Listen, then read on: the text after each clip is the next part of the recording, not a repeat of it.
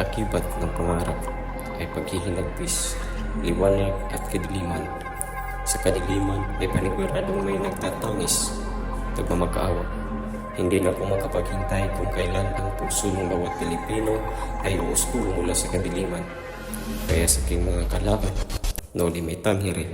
Ako si Jose at ito ang kwento ng aking lupang sinilangan.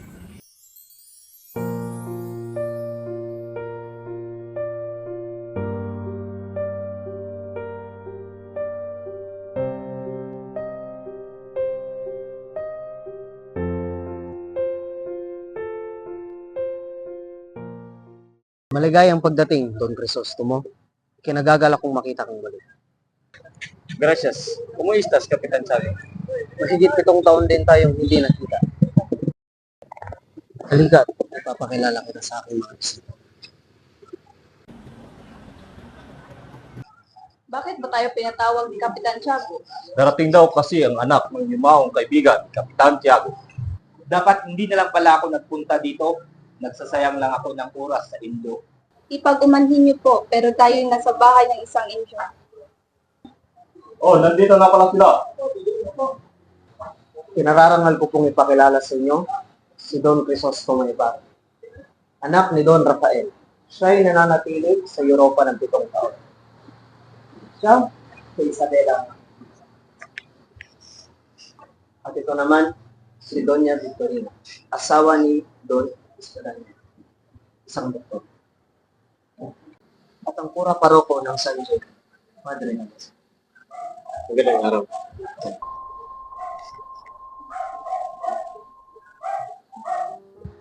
Siya naman, si Teniente Guevara. Nabati ko po kayo sa inyong pagdating, Ginoong Ibarra. Ako nga po pala si Teniente Guevara. Nakilala ko ang inyong ama at masasabi ko sa siyang marangal na Pilipino. Ikinararangal ko po magkilala kayo. Halina kayo, Tiago, at paupuin mo lang yung mga bisita kapag kailan ay handa na. Buenas noches, mga amigos. Asa matalik na kaibigan ng aking mga ama, Padre Damaso. Ikaw na pala ang anak na nasirang si Rafael Ibarra? Hindi ko kailanman naging matalik na kaibigan ng iyong ama. Kumusta naman ang pag-aaral mo sa Europa? Mabuti naman po, Kapitan. Hindi lamang kaalaman sa agam ang aking natutunan doon, bagkus pati na rin ang uri ng pamumuhay ng mga taong aking nakasalamuha. Marami akong natutulang iba't ibang kultura mula sa kanila. Pero hindi pa rin maikukumpara ang ating sariling kultura. Anong sabi mo? Nagsasayang ka lang ng pera para matutunan ang mga bagay na iyon. Masking mga batang nag-aaral alam iyon.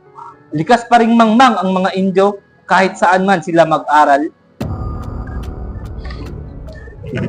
Paumanhin po, pero ako'y may mahalagang kapuntahan. Ako po'y maunahan na muna sa lahat. Salamat po, Kapitan. Pero darating na si Maria. Paparito po ako bukas, Kapitan. Ngunit ako'y may pupuntahan na hindi dapat pag-iinan. Salamat po.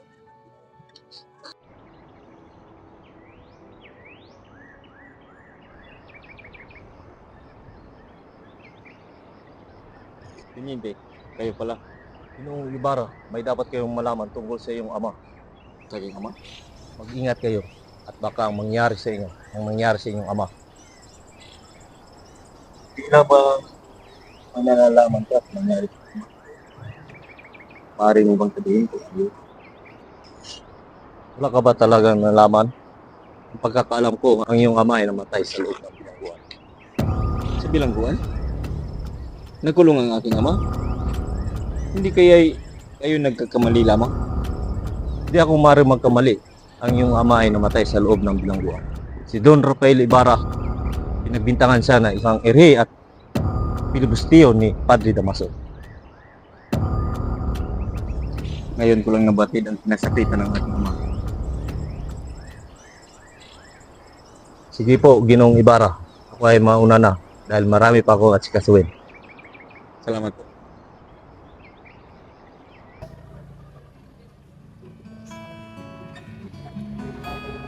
Buen día, doña Isabel.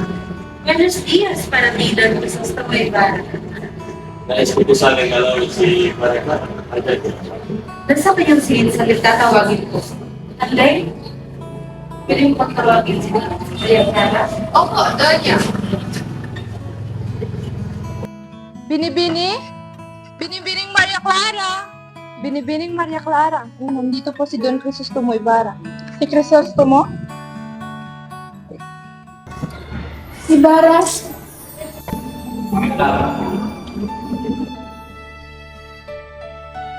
Kumusta ka na?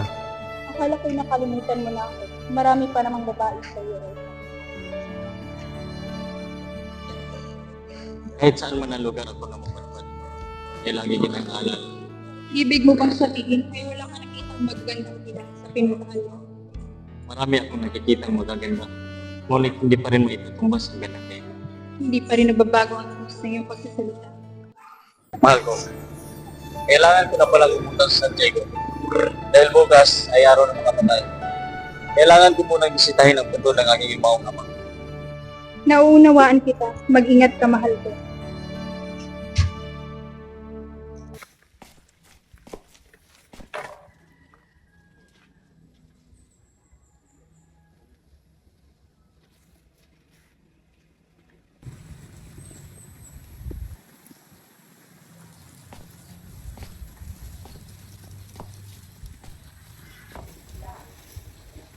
Magandang araw sa inyo mga Ginoo. Magandang araw din sa iyo, Ginoo. Maaari ko bang magtanong kung saan banda yung puntod na may malaking krus? Malaking cross? Noong nakaraan ay mayroon ditong isang libingan na may malaking cross. Ngunit inutusan kami ng kura paruko na ilipat ang labi sa libingan ng mga inchik. At sa kasamaang palad ay aksidenteng na itapon ang labi ng iyong ama sa ilog. At sa kadahilanang napakalakas ng ulan sa araw na iyon.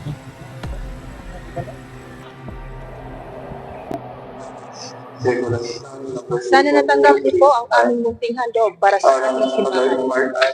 Pagpalain sana kayo ng ating Panginoon. Naway pagpatuloy niyo ang pagbibigay handog sa ating simbahan. Maaasahan niyo po kami riyan, Padre Salve. Sa katunayan ay gusto kami nag-aalala sa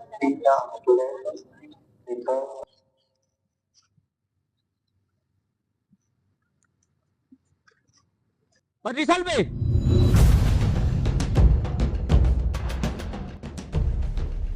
Anong ginawa niyo sa labi ng aking ama? Wala akong ginawa. Anong wala? Tinitiyak ko wala akong ginawa sa labi ng iyong ama. Di ako ang kura sa mga panahon yun, kundi si Padre Damaso.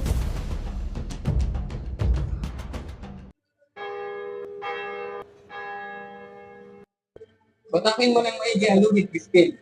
Baka sabihin ng sakristan na tinatamad tayo. Eh paano kuya, eh nanghihina na ako. Halika, umupo muna tayo. Magkano ba ang sasahurin mo ngayon kuya? 2 piso lang. Kuya, pwede mo bang bayaran ang sinasabi nilang ninakaw ko? Naluluho ka na ba? Ano naman kaya ipagbibili natin ng pagkain kay inay?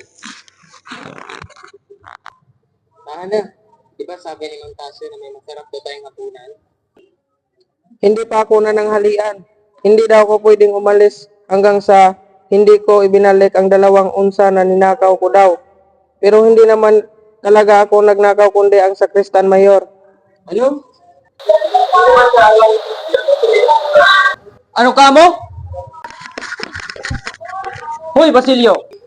Minumultahan kita ng kalahati sa hindi mo tamang pagtugtog. At ikaw, Crispin, mananatili ka dito hanggat hindi mo binabalik ang iyong ninakaw. Halika at sumama ka sa akin. Kuya, tulungan ako! Kuya! Kuya!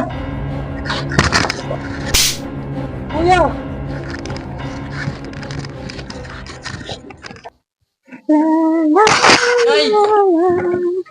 Nay! Nay! Nay! Nay! Basilio! Nay, si Crispin po. Si Crispin? Anong nangyari sa iyong kapatid? Kinuha po ng Sakristan Mayor si Crispin. Bakit? Sinasabi po kasi ng Sakristan Mayor na nagnakaw po daw si Crispin sa kura. Diyos ko po, pinalatangan nilang magnanakaw si Crispin ko. Hayaan mo, Basilio. Makikiusap ako sa kura bukas.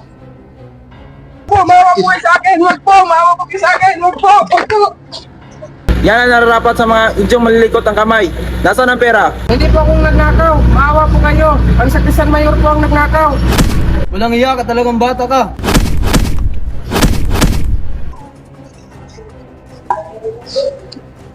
Para saan ang daladala, Ginang?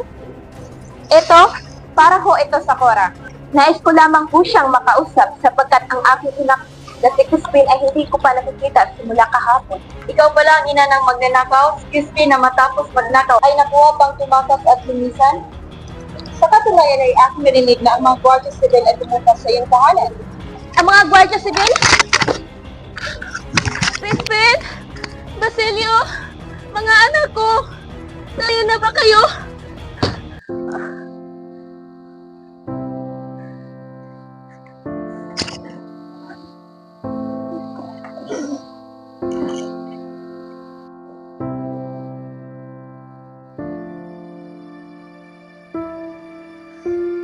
Kapirasong damit ng Basilio ko may dugo. Oo, may dugo.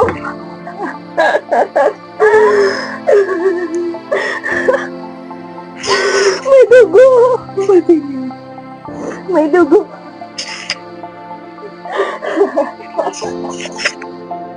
May dugo.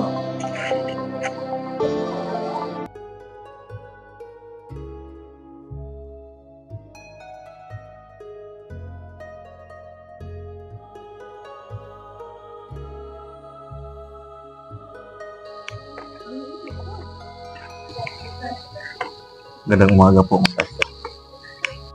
Nariyan po pala kayo, Ginoong Ibarra. Ikinarangal ko po na maging panauhin po kayo. Salamat po. Umupo po kayo.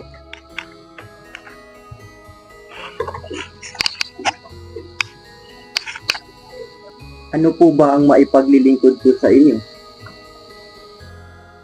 Nais ko po sanang bigyan niyo po ako ng payo.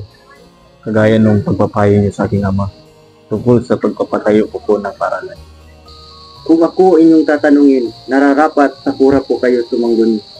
Dahil sila ang may lakas, maging ng may kaya, tungkulin at kayamanan, at kailangan din ng tatag ng iyong loob na siya mong magiging gabay. Naniniwala po ko sa inyo. Hindi na sayang ang pag-asa kong magkamo ng mabuting payo sa inyo. Sa ngayon po ako'y magpapaalam. Maraming salamat po. Mag-ingat po kayo. Salamat po.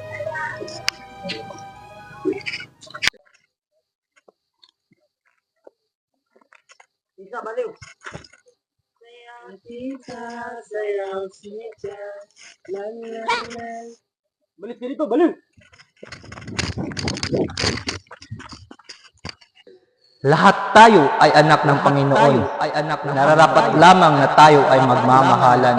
At hindi dapat natin binubulungan ang ating kapwa at pamahalaan. Lalong higit sa lahat, hindi dapat natin pinapanigan ang kumakalaban sa ating simbahan. Mag-iingat ka doon, Crisostomo Ibarra, sa paglalagay mo ng unang bato sa iyong paralan. Dahil aking nalalaman na may tangka silang patayin ka.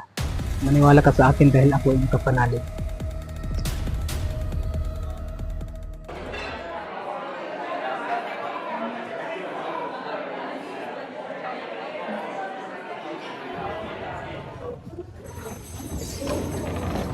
Magandang umaga, Padre ng Rason.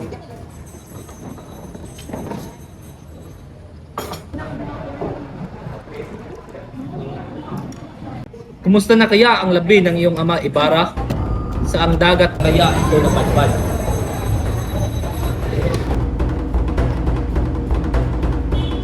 Wala kang karapatang alispustahin ang banal na alaala ng aking ama.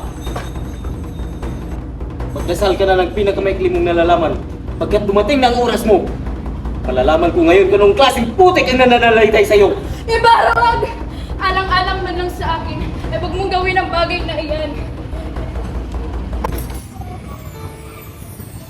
Kumanhin mareklamo.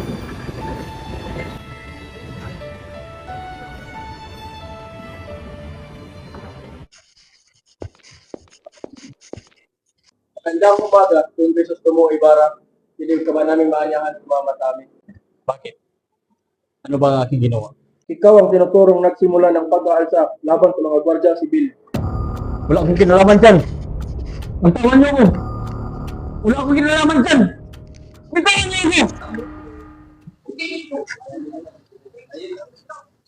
Kapitan Tiago, pinagagala ko kung ipakilala sa inyo si Don Alfonso Linares, ang mag-anak ng aking asawa at inaanak ni Padre Damaso. Kinagagal akong makilala. Gayon din po ako. Ikaw pala yan. Kinagagal akong makilala. Ito po ang sulat ng aking ama. Trabaho at asawa?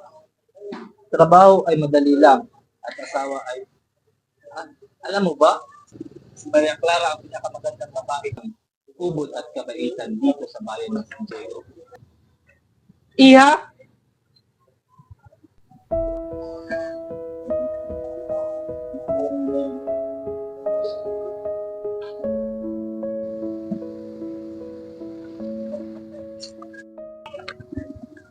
Kinagagal akong ipakilala sa iyo si Don Alfonso Linares, isang kamag-anak ko. Hindi ko akalain na makakita ako ng malaanghel na kagandahan. Huwag kang mahiya, Iha. Hindi siya iba sa akin. Tingin ni Alfonso ang kamay ni Maria Clara. Papayag ka ba doon, Kapitan Tiago? Wala naman akong problema niya. Nasa kahalagahan niya lang.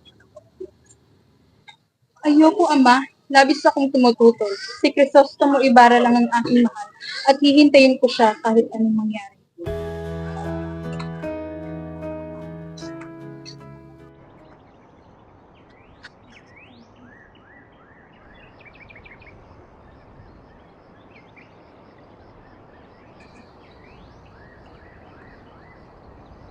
Aba, si Ibarra at si Elias. Clara, Ibarra, paano? tinulungan ako ni Elias na magkatakas, mahal ko. Sadyang hindi na uukol sa atin ang isa't isa. Parito ako upang sabihin sa'yo, pinapatawad na kita. Lumigaya ka sana. Hindi ka magsasalita kung hindi mo alam ang buong katotohanan.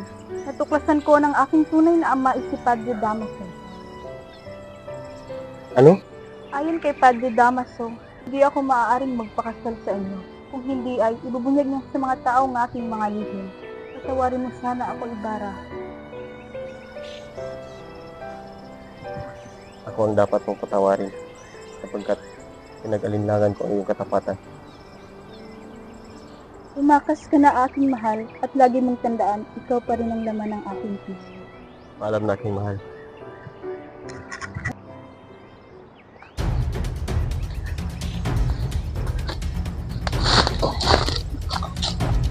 May palagay akong natuklasan na nila ang iyong pagtakas. Magpalit muna tayo ng damit, Ginong Ibarra.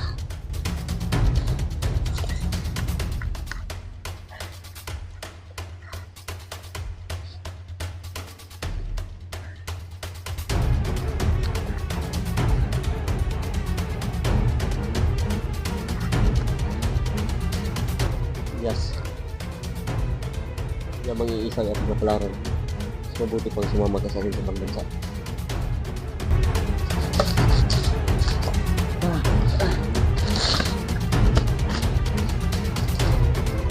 Paunos rapido! Pabuli ng lalaking iyon! Halika, Ginong Ibarra! Itulak natin ang bangka. Sumakay ka. Magtago ka sa damo.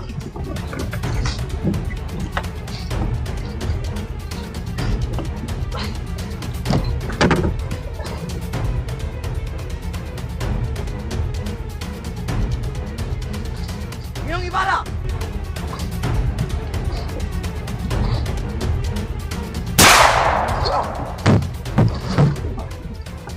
Akala mo siguro hindi kami asintado, Ginoong Ibarra.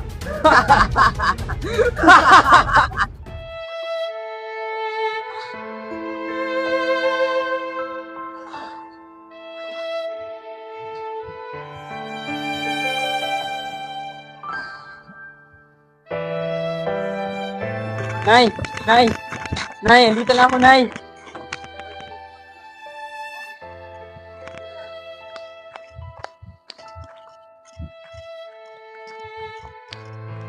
Nay!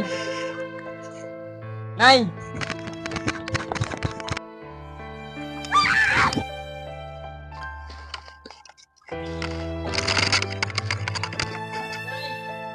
Nay! Nay! Nay! Ako ito, si Basilio. Basilio? Basilio, ikaw! Ito nga po ito, Nay. Nay? Nay! Gumising ka, Nay!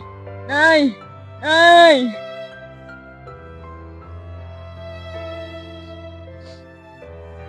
Nay! Nay! Gumising ka, Nay! Nay! Sino ang taong iyan? Siya po.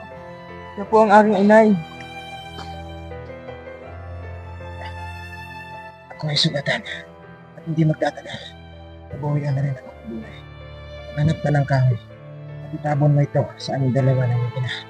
Pagkaraay, sunugin mo kaming dalawa. Kain mo ang magintong aking binaon. Nariin mo ito. Gamitin mo siyang pag-aaral. Pagkataniwala ko na kayong kabataan ang pag-asa ng bayan.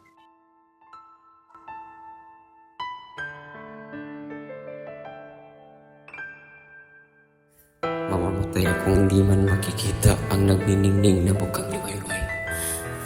Ngunit sa mga mapalad ay alalahanin niyo ang mga nagtanggol sa ating bayan.